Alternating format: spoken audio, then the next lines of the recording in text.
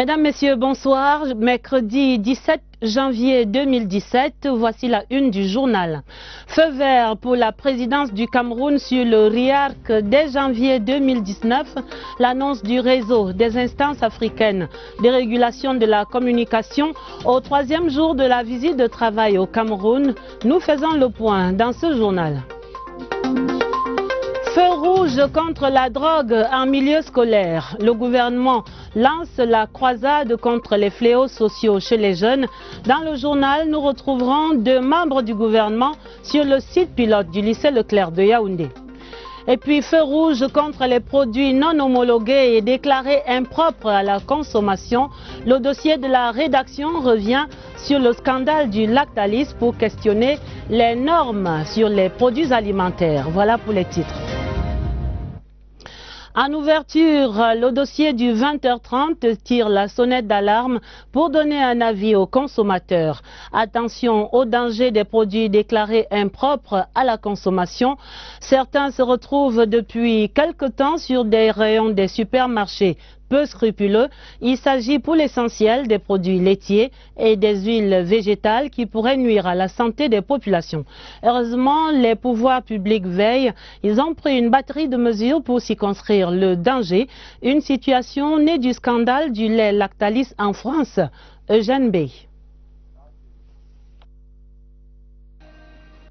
Depuis que ce qu'il est convenu d'appeler le scandale du groupe Lactalis en France est apparu au grand jour, il est fait état de la présence des produits impropres à la consommation dans les supermarchés et certains étals. La liste des produits incriminés n'est pas exhaustive, mais le ministère du Commerce, qui a déjà mis en mouvement ses équipes de la brigade des contrôles et de la répression des fraudes, a donné une indication des produits concernés par cette situation. Il s'agit pour l'essentiel des céréales. L'interdiction porte sur les produits infantiles et nutritionnels. À côté des céréales, il y a des produits laitiers, Malto, Célia, Movil, entre autres. Également indexés, les sels de réhydratation, Célia et Pico. Ces produits ont été retirés dans 83 pays dans le monde, soit près de 12 millions de cartons de lait pour bébés. Mais il n'y a pas que les produits laitiers qui sont concernés. Certaines huiles végétales sont également dans le collimateur. Les marques concernées ici sont Promex, Mouna et Perla. Dans un cas comme dans l'autre, le gouvernement veille au grain pour préserver la santé des populations. Des sources du ministère du Commerce indiquent que la brigade des contrôles et de répression se déploie sur le terrain depuis le 30 décembre dernier pour saisir et sortir des circuits de commercialisation tous ces produits impropres à la consommation.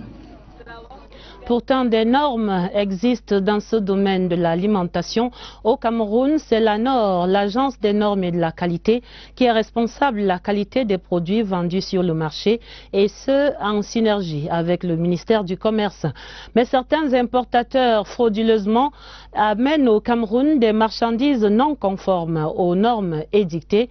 Sur les procédures d'homologation de ces produits destinés à la consommation, voici l'éclairage de Alvin Giselzé. Les produits fabriqués localement ou importés sont soumis à une série de contrôles. Il est question pour l'ANOR, l'Agence des normes et de la qualité, de s'assurer qu'ils ne présentent aucun danger pour la santé et la sécurité des consommateurs. L'opérateur économique qui sait qu'il doit mettre sur le marché des produits pour lesquels les normes sont d'application obligatoire, saisit son fournisseur. C'est l'exportateur maintenant qui rentre en contact avec les structures agréées par la norme, et à ce moment on leur délivre une attestation de conformité. Au vu de cette attestation de conformité, je signe le certificat de conformité. Dans cette bataille pour le respect de la conformité, la norme n'agit pas seule. Nous travaillons en parfaite symbiose avec la brigade qui sollicite souvent de la norme: est-ce que vous avez délivré un certificat de conformité pour tel produit? Et quand nous disons non, ils font le travail que vous voyez là sur le marché. Malgré tout, certains produits réussissent à traverser les mailles du filet. Les opérateurs économiques véreux ne dorment pas. Ils ont développé des stratagèmes qui font que non seulement dans les pays d'exportation, ils ne font pas évaluer leurs produits. Les produits arrivent au niveau de la douane, certainement qu'ils doivent avoir des complicités.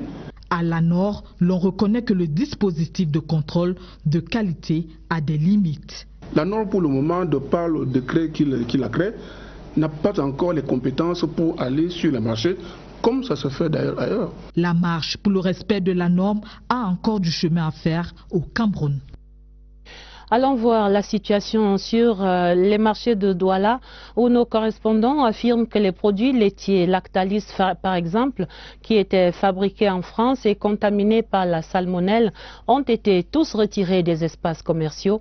Constat confirmé à la délégation régionale du commerce du littoral où des mesures conservatoires ont été prises pour assurer la sécurité des consommateurs. Patricia Loulouga est à Douala. Contaminés par la salmonelle qui provoque une intoxication alimentaire, les produits Lactalis ont déjà fait 37 victimes selon le site d'information France 24. Le gouvernement camerounais n'est donc pas resté indifférent face à cette sonnette d'alarme. Le gouvernement a pris des mesures fortes, très fortes même. Et ici à Douala, notre rôle principal est de nous assurer que tout ce lait est retiré des circuits commerciaux, centralisé et détruit. Dans les marchés, les commerçants déclarent ne pas être au courant du communiqué du ministre du Commerce instruisant le retrait des produits Lactalis des rayons. Informer les gens que retirer ça du marché parce que ça a tel problème, tel problème.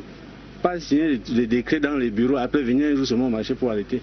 Je ne sais même pas s'il y a un décret qui est signé par rapport à ça. J'ai vu ça sur les réseaux sociaux. Face à cette situation dans les marchés, la délégation régionale du commerce du littoral rassure.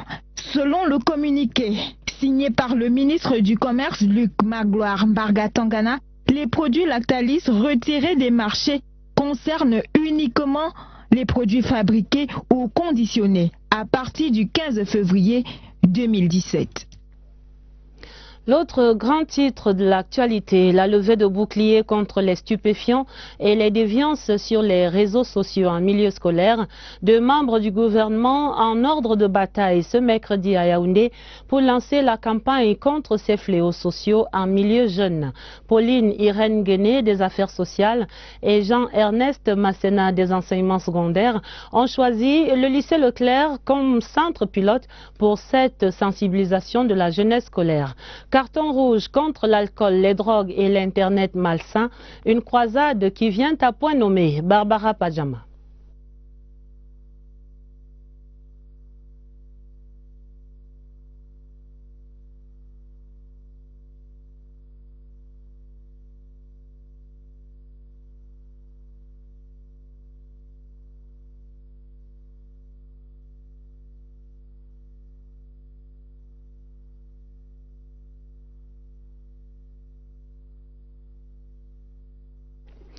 Quelques soucis techniques à voir ce reportage de Barbara Pajama au lycée Leclerc.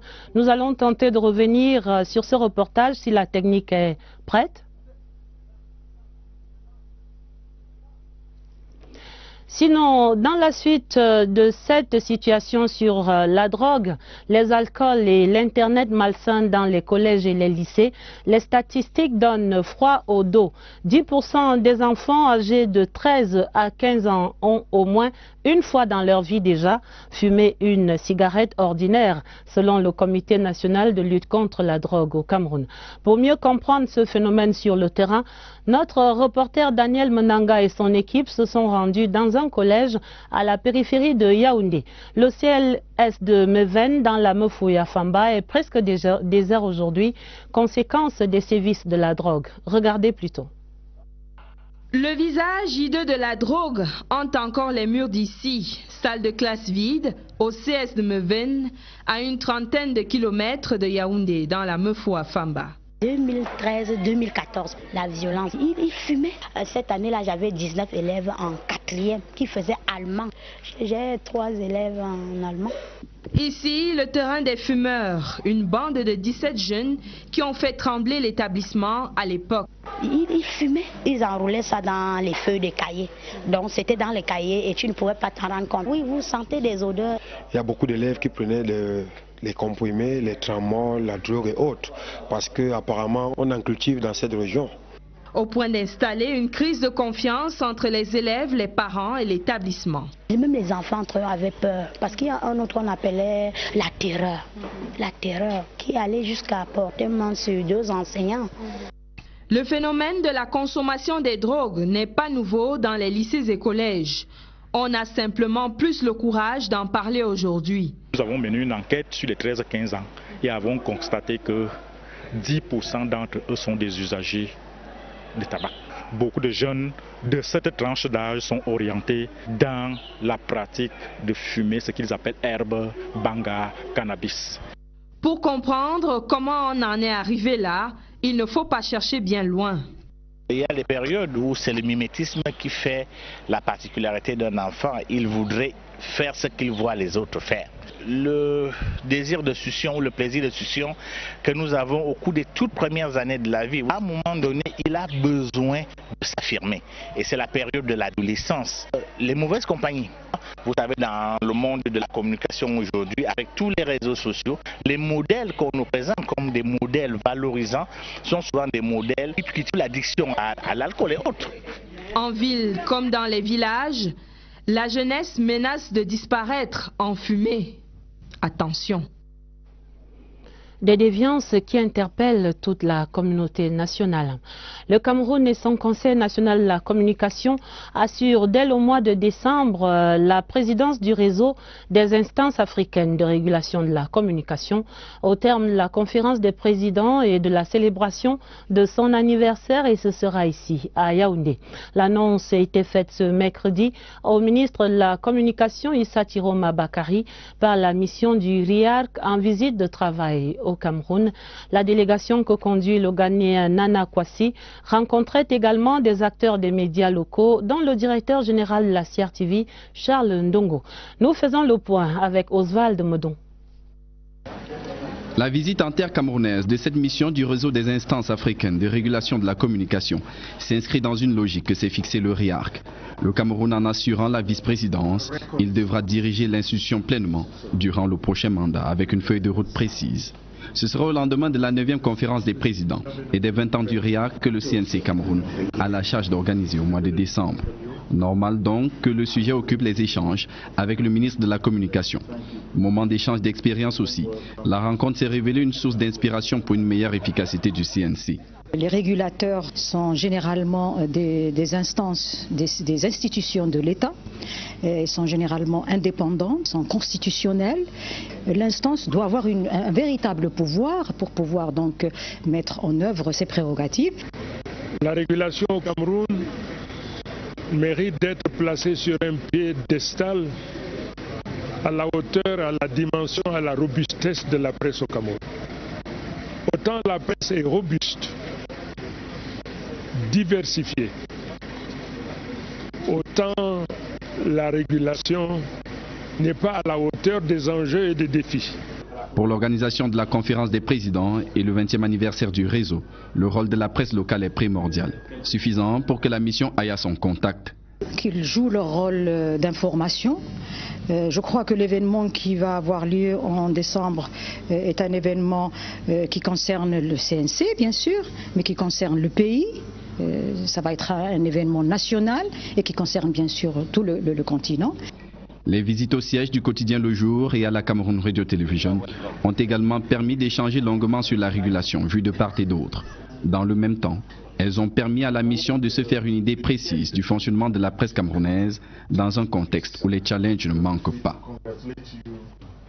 Ce communiqué qui nous arrive du ministre des Enseignements secondaires, Ernest Masséna Ngalé-Bibeye, qui porte à la connaissance de la communauté éducative nationale que suite à une enquête menée par ses soins sur hautes instructions du Premier ministre chef du gouvernement, les propagateurs de la rumeur sur la prétendue attaque des hors-la-loi contre des établissements scolaires dans la région du Sud-Ouest, rumeur ayant conduit à la fermeture de certains établissements scolaires d'enseignement secondaire des départements du Fako et de la Mémé ont été formellement identifiés et relevés de leurs fonctions. Il s'agit de messieurs Francis Manchan-Auben et Davidson Achou-Tani, respectivement proviseurs et censeurs au lycée de Malende Mouyouka. Il saisit cette occasion pour inviter tous les responsables des services déconcentrés à plus de vigilance et de responsabilité. Le ministère de l'Environnement et de la Protection de la Nature s'engage à veiller de plus près à la préservation de la biodiversité. La feuille de route de ce département ministériel pour 2018 prévoit également l'intensification de la lutte contre l'utilisation des emballages plastiques non biodégradables. La conférence annuelle des responsables de l'environnement tenue ce mercredi est dans ce reportage de Florence Ngwangele. Les changements climatiques sont réels au Cameroun. Le climat est de plus en plus instable. Le réchauffement climatique se poursuit et ses effets sont évidents si l'on en juge par la fréquence des catastrophes naturelles telles que les inondations, la sécheresse, les vents violents, la baisse de la productivité ou encore la perte de la biodiversité. Face à ces grands problèmes environnementaux, le gouvernement multiplie des stratégies pour lutter contre ces changements climatiques. Cette année, le ministère de l'Environnement, de la Protection de la Nature et du Développement durable va par exemple renforcer la lutte contre l'utilisation des emballages plastiques non biodégradables. Nous allons mettre sur pied une bourse nationale de déchets. Avec cette bourse de déchets, nous allons donc faire le ramassage. Et les déchets ramassés vont constituer les matières premières pour ceux-là qui vont recycler. Un accent sera mis aussi sur le financement des projets qui œuvrent pour la préservation de la biodiversité. Nous avons une panoplie de projets que nous devons monter à travers des notes conceptuelles à soumettre au niveau du Fonds vert climat, au niveau du Fonds d'adaptation, au niveau du Fonds changement pour l'Afrique de la BAD et au niveau de beaucoup d'autres fonds. Toujours dans la feuille de route du ministère de l'Environnement en 2018, des descentes sur le terrain seront multipliées afin de sensibiliser davantage les populations sur les bienfaits de la gestion durable des écosystèmes. L'information, l'éducation, la sensibilisation, le contrôle sur toutes ses formes. Des efforts doivent être faits par tous pour la protection de l'environnement. Le destin de l'espèce humaine est en jeu. Pour sa part, le ministère de la Promotion de la Femme et de la Famille se mobilise cette année pour une plus grande performance. Les responsables du MINPROF se concertent jusqu'à demain jeudi à Yaoundé sous la houlette du professeur Marie-Thérèse Benaondoa. Au Palais des Congrès de Yaoundé, notre reporter Irène Njanafouda. Le destin du ministère de la Promotion de la Femme et de la Famille repose sur ses responsables des services centraux et déconcentrés, sur qui Marie-Thérèse Benaondoa, le chef de département, compte autant pour remplir le contrat de performance qui entre en vigueur cette année. La conférence annuelle leur donne ainsi l'occasion d'arrêter un plan de travail cadrant avec les attentes qu'il faut absolument combler. La performance dans un département ministériel, c'est le résultat qu'on attend. Nous avons donc une nouvelle façon de gérer parce que autrefois c'était la gestion des moyens, mais nous avons une notion d'élaboration du budget par programme. Il faut que nos collaborateurs maîtrisent les programmes du ministère parce qu'une activité qui n'entre pas dans un programme ne peut pas être exécutée. Donc tout ce qui est conçu doit rentrer dans les programmes qui ont été adoptés, qui ont été élaborés par le ministère en sollicitant un budget à l'État. Les maillons de la chaîne ici présents prennent la pleine mesure des actions qui doivent rendre plus visibles pour promouvoir la famille et le genre, ainsi que le plein épanouissement de la femme et de la jeune fille. Pour tenir cet engagement, les participants vont se référer au dispositif de pilotage de la performance servant de fil d'Ariane aux travaux qui se déroulent au Palais des Congrès de Yaoundé. Cérémonie de fin de formation ce mercredi pour des cadres de santé à l'Institut supérieur de technologie médicale de Nkolondom, non loin de Yaoundé. Les lauréats ont fait le serment de sauver des vies comme Hippocrate en tout lieu et en tout temps, engagés en cela par les recommandations du ministre de l'Enseignement supérieur qui présidait l'événement. Lucie Colette Avlo. C'est un pari gagné pour l'Institut supérieur de technologie médicale de Nkolondom. Ces 129 docteurs en médecine, 4e promotion, sont des produits de cet institut, de même que ces 15 détenteurs de master en biologie clinique. À tous, le ministre de l'Enseignement supérieur, par ailleurs chancelier des ordres académiques, a recommandé le respect de l'éthique et de la déontologie tout en gardant le secret professionnel. Après 7 années de formation pour certains et 5 pour d'autres, le devenir de leur carrière reste la préoccupation majeure. Compte tenu du fait que nous soyons les établissements du privé, nous ne sommes pas intégrés par la fonction publique, nous devons faire un concours d'intégration. Je suis prête à travailler n'importe où, j'ai fait cette formation, je veux servir mon pays. C'est un sentiment de joie, de bonheur, d'honneur que je ressens ce jour-ci. Ces médecins de l'Institut supérieur de technologie médicale d'Nkolondom sont la preuve que l'État s'emploie à promouvoir la compétitivité et la complémentarité entre le secteur public et le secteur privé en vue d'améliorer l'offre des soins aux populations. Pour ces promus, le défi reste maintenant que face à la réalité du terrain, Hippocrate ne peine pas à reconnaître les siens. Revoici la série sur la crise chez les cacaoculteurs suite à la baisse du prix de vente du produit à l'international. Nous retrouvons notre reporter dans la région du Sud-Ouest, principal bassin de production du cacao avec 220 000 tonnes par an. Et là-bas, vers Boya, Aken Zakaria, 80 ans, a quitté son nord-ouest natal pour créer une plantation de 8 hectares. Il aurait dû aujourd'hui se la couler douce, mais c'était sans compter avec cette douloureuse crise. Son portrait brossé par Serge Atangana-Bisso. On ne voit pas l'argent, ni les produits phytosanitaires. On va faire comment? La complainte d'un combattu. La terre qu'il sert depuis son bas âge ne lui a pas rendu au niveau de ses espérances. Papa Zakaria, 79 ans, prend encore le chemin de la cacaoyère tous les matins. 8 hectares, autant d'illusions perdues. Quand le prix du café a chuté, on nous a dit que le cacao était mûr. Voilà pourquoi je me suis lancé avec mes enfants. Je travaille ici, du matin jusqu'au soir, tous les jours. C'est un migrant du cacao, parti du nord-ouest pour le sud-ouest. Aken Zakaria a planté sans cesse sur les flancs du mont Cameroun depuis 50 ans. Les 10 années avant, c'était le café qu'il a coupé et mis au feu.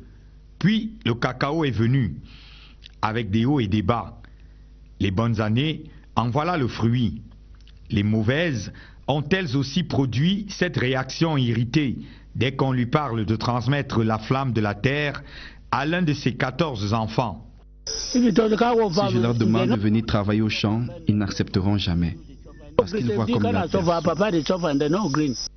Papa Aken s'est toutefois marié 2 fois. 2 fois aussi, il est resté veuf. Il dit que ses fils ne viendront pas à la terre parce que no money. Pourquoi donc à 79 ans faire un titre foncier et des bornes sur ces 8 hectares de cacaoyers si ce n'est parce qu'on sait secrètement que le virus, on l'a dans le sang. Toute une vie dans le cacao et 80 ans plus tard, Papa Zakaria trime encore, 10 heures par jour. 40 000 milliards, c'est les sommes récoltées des ventes du cacao en 2015 dans le monde. Les multinationales se sont partagées 33 000 milliards et rien que 6 000 sont revenus aux vrais producteurs. Ils sont 6. Cameroun, Côte d'Ivoire, Nigeria, Ghana, Brésil, Indonésie. L'argent, le vrai argent du cacao, c'est pas ici qu'il faut le chercher. Serge Atangana-Bisso, à Boya, pour la CRTV. Et on dit courage à Papa Zakaria. L'ambassadeur d'Italie au Cameroun annonce la contribution des entreprises italiennes pour la construction des voies d'accès au stade d'Olembe dans la perspective de la CAN 2019. Son Excellence Marco Romiti l'a confié au ministre de l'Habitat et du Développement urbain Jean-Claude Mbouenchou, qui le recevait en audience ce mercredi en compagnie de Marie-Rose Dibon, la secrétaire d'État.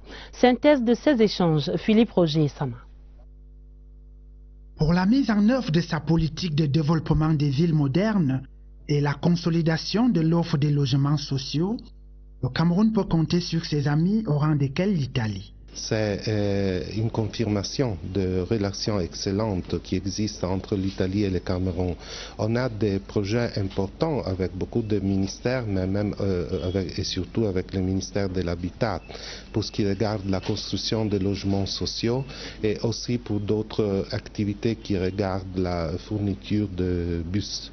Arrivé au Cameroun depuis bientôt 4 mois, Son Excellence Marco Romiti rend une visite de courtoisie au ministre de l'Habitat et du Développement urbain pour le rassurer de l'intensification de la coopération entre le Cameroun et l'Italie sous son leadership, précisément dans les domaines de l'urbanisme et de l'habitat.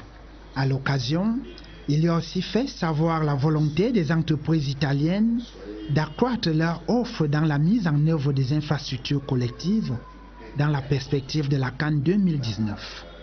En présence de Marie-Rose Dibon, secrétaire d'État en charge de l'habitat, les deux personnalités ont revisité les grands axes de la coopération fructueuse entre le Cameroun et l'Italie sous l'impulsion des présidents Paul Biya et Sergio Mattarella.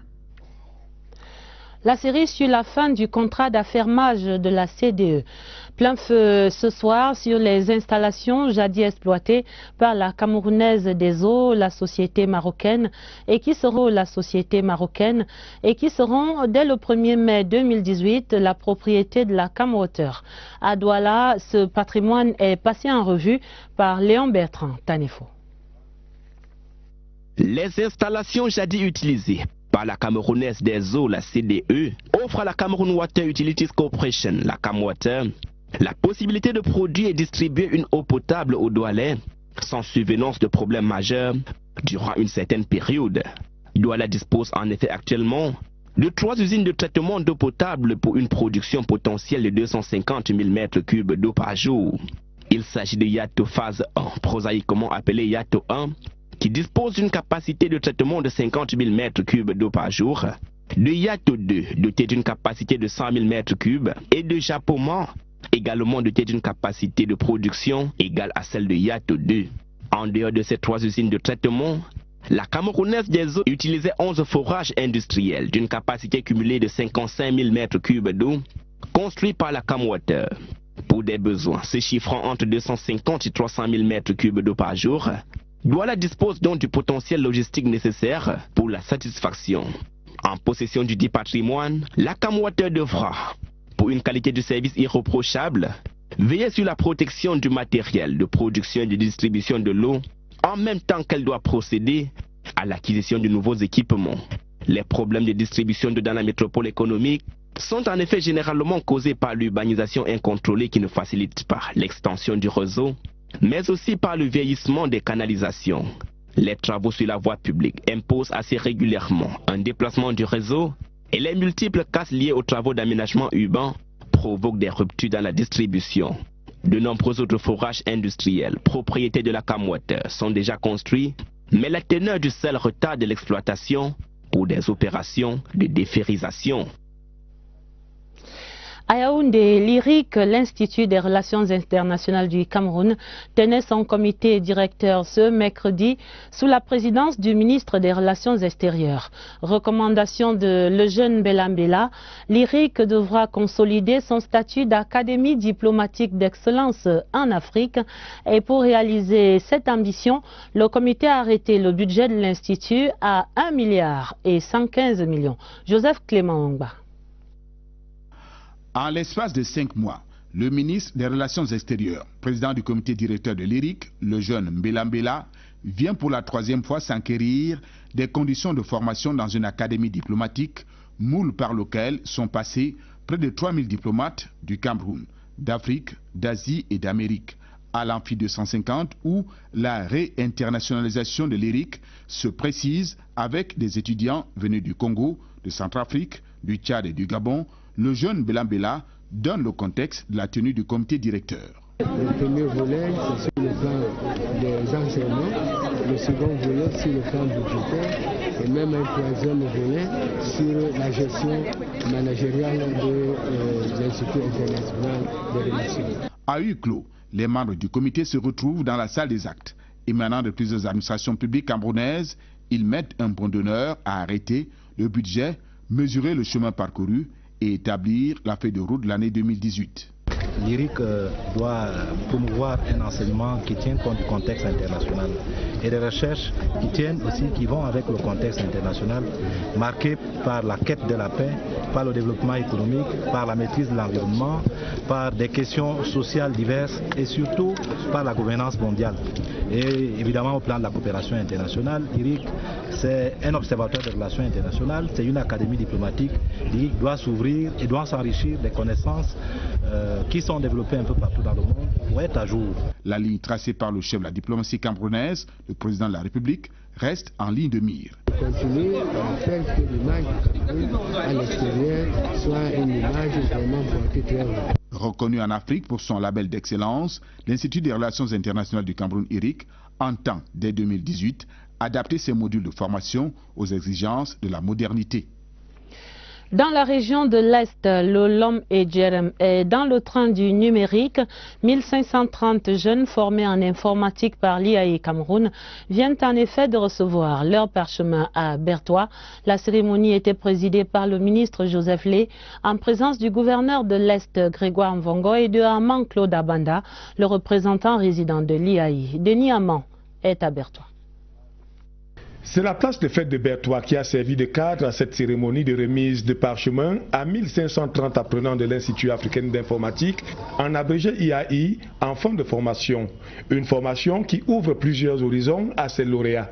La formation en infographie que j'ai suivie au niveau de l'IAI va me permettre d'améliorer mon rendement au niveau de mon lieu de service. Nous sommes infiniment reconnaissants au ministre Lé pour cette formation. Cette opération MINGES 2035 qui vise la formation d'1 million de personnes au TIC fait tâche d'huile dans la sous-région avec le partenariat signé avec l'association Afrique en marche pour le développement. Nous allons faire un contrat de partenariat avec l'IAI par la MIGEF et au niveau de l'Europe, nous allons voir selon le besoin. Nous allons étendre ces projets dans tous les autres pays d'Afrique.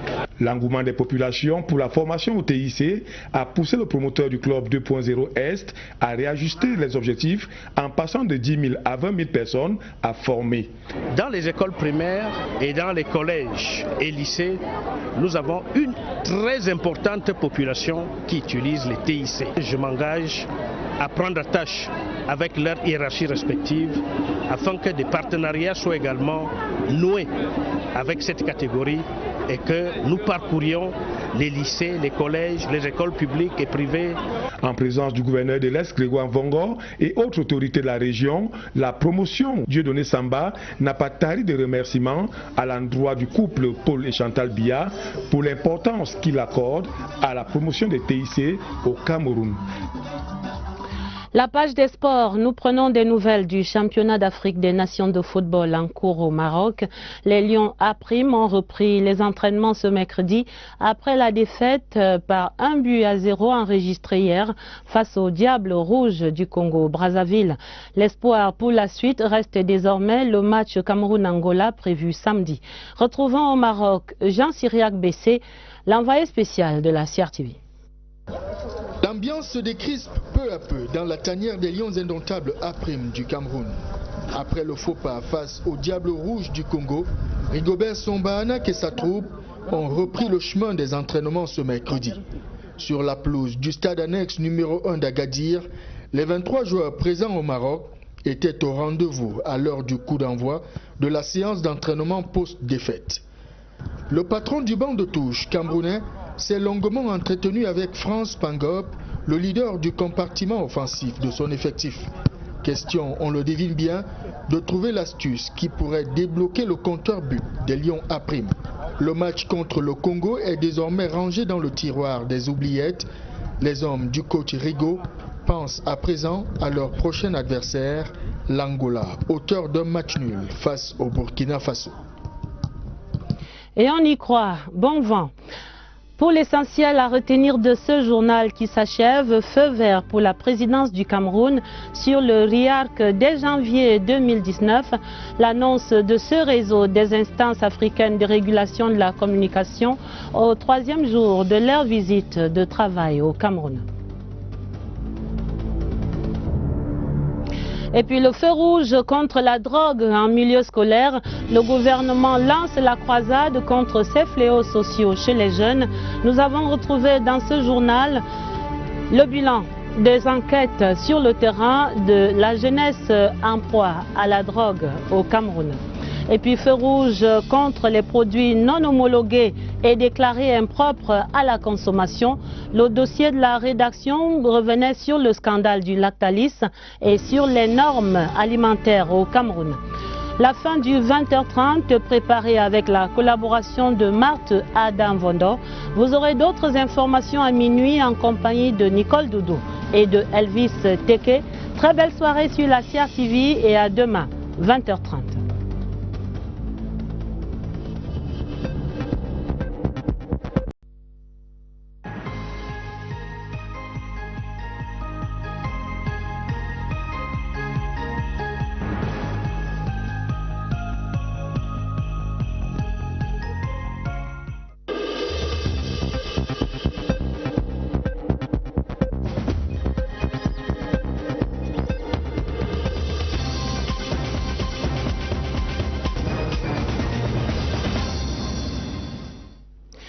Mesdames, Messieurs, bonsoir. Mercredi 17 janvier 2017, voici la une du journal. Feu vert pour la présidence du Cameroun sur le RIARC dès janvier 2019. L'annonce du réseau des instances africaines de régulation de la communication au 3e jour de la visite de travail au Cameroun. Nous faisons le point dans ce journal. Feu rouge contre la drogue en milieu scolaire. Le gouvernement lance la croisade contre les fléaux sociaux chez les jeunes. Dans le journal, nous retrouverons 2 membres du gouvernement sur le site pilote du lycée Leclerc de Yaoundé. Et puis feu rouge contre les produits non homologués et déclarés impropres à la consommation. Le dossier de la rédaction revient sur le scandale du Lactalis pour questionner les normes sur les produits alimentaires. Voilà pour les titres. En ouverture, le dossier du 20h30 tire la sonnette d'alarme pour donner un avis aux consommateurs. Attention au danger des produits déclarés impropres à la consommation. Certains se retrouvent depuis quelque temps sur des rayons des supermarchés peu scrupuleux. Il s'agit pour l'essentiel des produits laitiers et des huiles végétales qui pourraient nuire à la santé des populations. Heureusement, les pouvoirs publics veillent. Ils ont pris une batterie de mesures pour circonscrire le danger. Une situation née du scandale du lait Lactalis en France. Eugène Bey. Depuis que ce qu'il est convenu d'appeler le scandale du groupe Lactalis en France est apparu au grand jour, il est fait état de la présence des produits impropres à la consommation dans les supermarchés et certains étals. La liste des produits incriminés n'est pas exhaustive, mais le ministère du Commerce, qui a déjà mis en mouvement ses équipes de la brigade des contrôles et de la répression des fraudes, a donné une indication des produits concernés par cette situation. Il s'agit pour l'essentiel des céréales.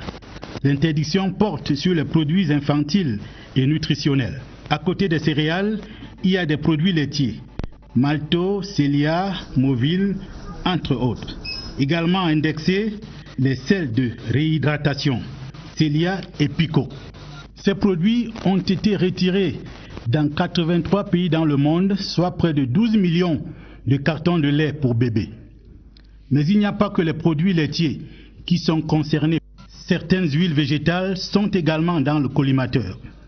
Les marques concernées ici sont Promex, Mouna et Perla. Dans un cas comme dans l'autre, le gouvernement veille au grain pour préserver la santé des populations.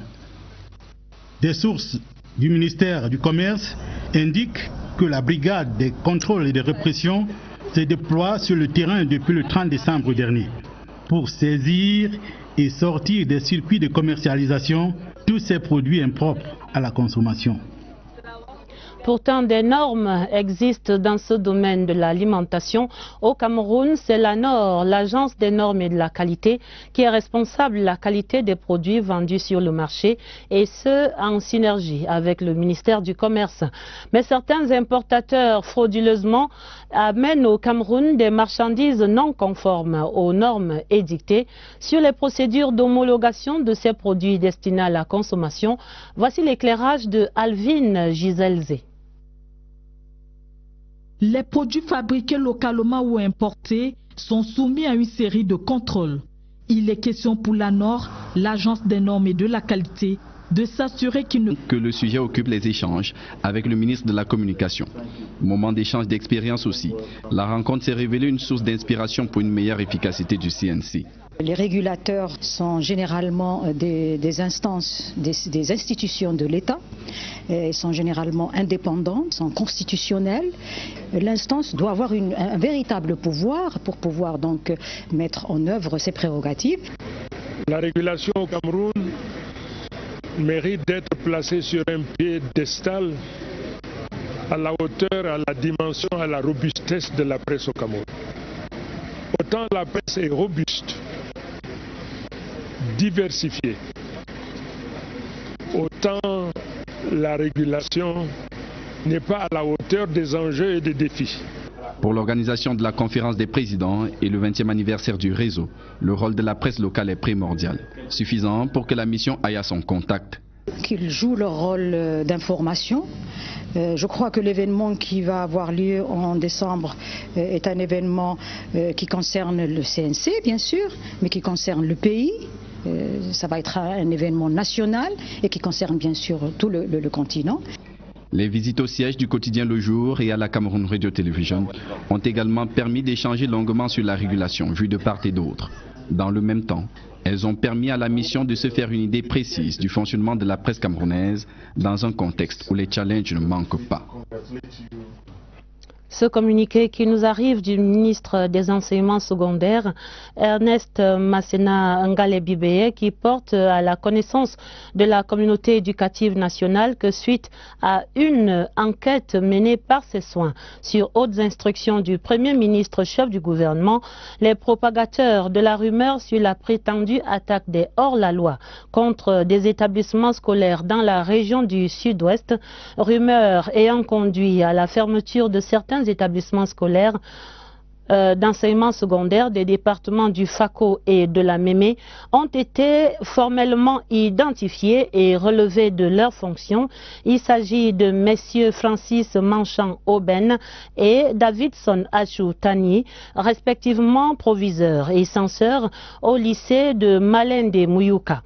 Il saisit cette occasion pour inviter tous les responsables des services déconcentrés à plus de vigilance et de responsabilité. Le ministère de l'Environnement et de la Protection de la Nature s'engage à veiller de plus près à la préservation de la biodiversité. La feuille de route de ce département ministériel pour 2018 prévoit également l'intensification de la lutte contre l'utilisation des emballages plastiques non biodégradables. La conférence annuelle des responsables de l'environnement tenue ce mercredi est dans ce reportage de Florence Ngwangele. Les changements climatiques sont réels au Cameroun. Le climat est de plus en plus instable. Le réchauffement climatique se poursuit et ses effets sont évidents si l'on en juge par la fréquence des catastrophes naturelles telles que les inondations, la sécheresse, les vents violents, la baisse de la productivité ou encore la perte de la biodiversité. Face à ces grands problèmes environnementaux, le gouvernement multiplie des stratégies pour lutter contre ces changements climatiques. Cette année, le ministère de l'Environnement, de la Protection de la Nature et du Développement durable va par exemple renforcer la lutte contre l'utilisation des emballages plastiques non biodégradables. Nous allons mettre sur pied une bourse nationale de déchets. Avec cette bourse de déchets, nous allons donc faire le ramassage.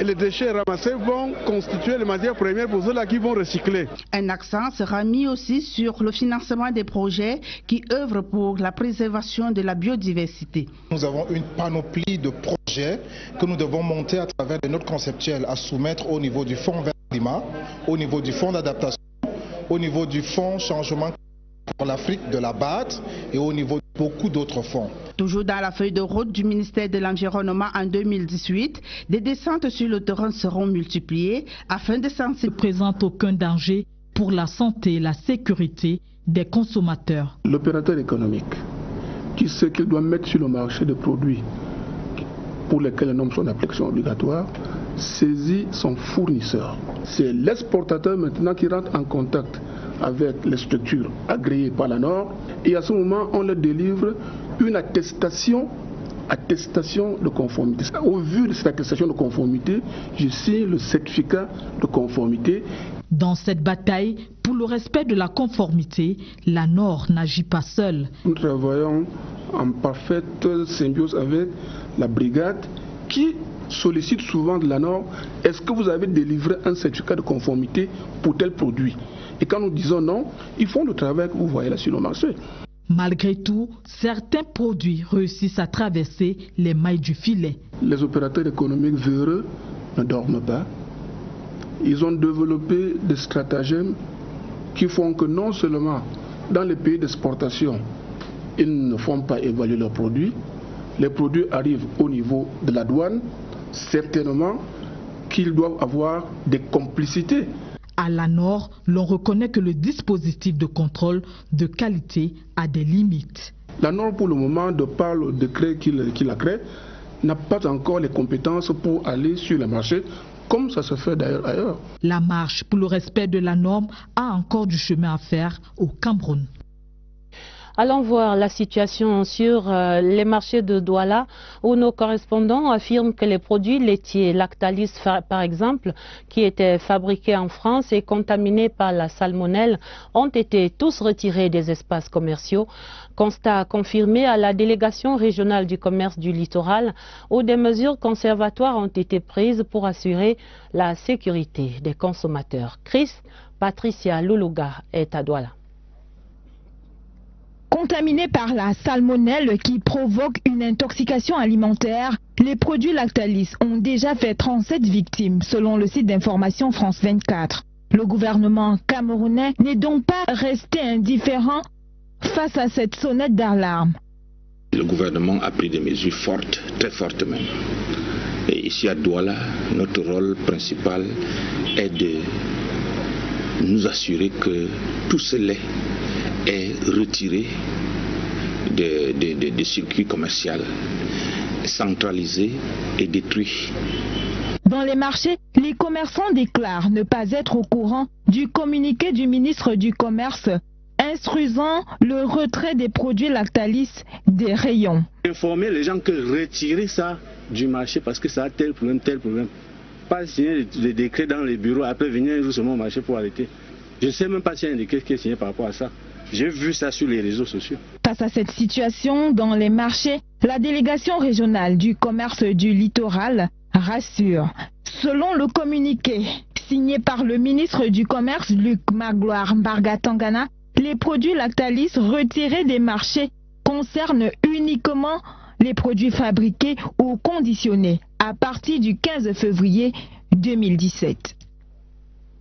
L'autre grand titre de l'actualité, la levée de boucliers contre les stupéfiants et les déviances sur les réseaux sociaux en milieu scolaire. Deux membres du gouvernement en ordre de bataille ce mercredi à Yaoundé pour lancer la campagne contre ces fléaux sociaux en milieu jeune. Pauline Irène Guéné des affaires sociales et Jean-Ernest Massena des enseignements secondaires ont choisi le lycée Leclerc comme centre pilote pour cette sensibilisation de la jeunesse scolaire. Carton rouge contre l'alcool, les drogues et l'Internet malsain, une croisade qui vient à point nommé. Barbara Pajama.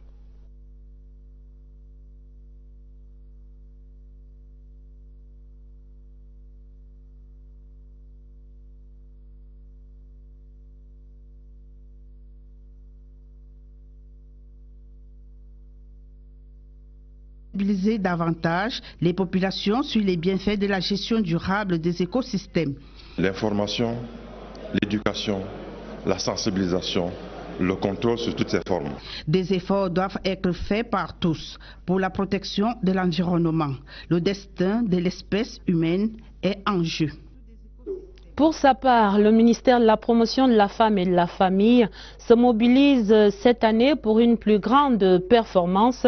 Les responsables du MINPROF se concertent jusqu'à demain jeudi à Yaoundé sous la houlette du professeur Marie-Thérèse Benaondoa. Au Palais des Congrès de Yaoundé, notre reporter Irène Njanafouda.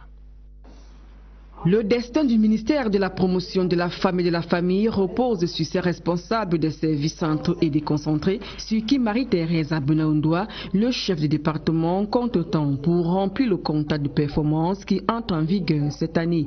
La conférence annuelle donne ainsi l'occasion d'arrêter un plan de travail cadrant avec les attentes qu'il faut absolument combler.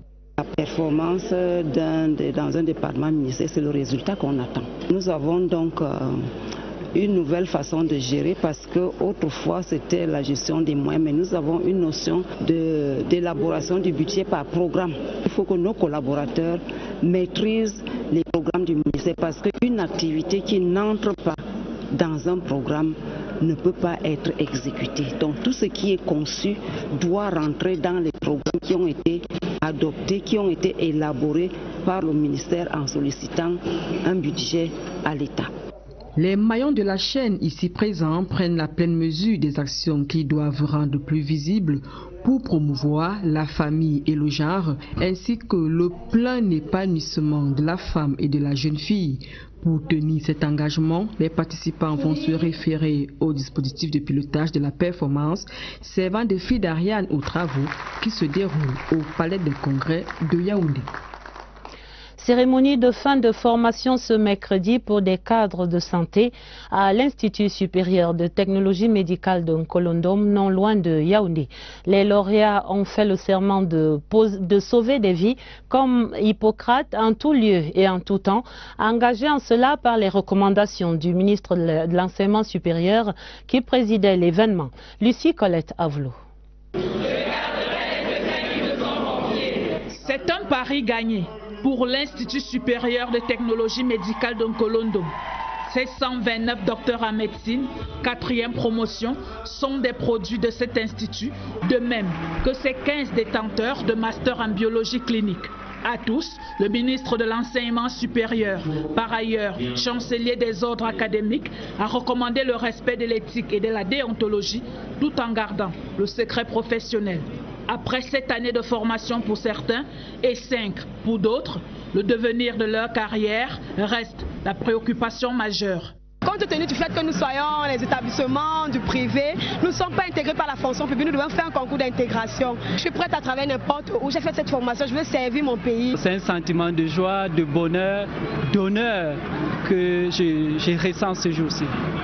Ces médecins de l'Institut supérieur de technologie médicale d'Nkolondom sont la preuve que l'État s'emploie à promouvoir la compétitivité et la complémentarité entre le secteur public et le secteur privé en vue d'améliorer l'offre des soins aux populations. Pour ces promus, le défi reste maintenant que face à la réalité du terrain, Hippocrate ne peine pas à reconnaître les siens. Revoici la série sur la crise chez les cacaoculteurs suite à la baisse du prix de vente du produit à l'international.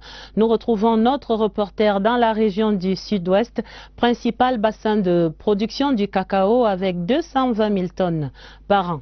Et là-bas, vers Boya, Aken Zakaria, 80 ans, a quitté son nord-ouest natal pour créer une plantation de 8 hectares. Il aurait dû aujourd'hui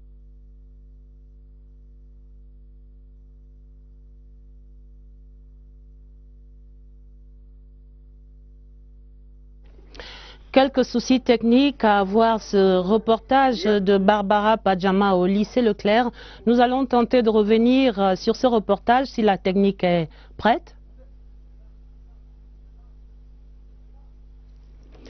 Sinon, dans la suite de cette situation sur la drogue, les alcools et l'Internet malsain dans les collèges et les lycées, les statistiques donnent froid au dos.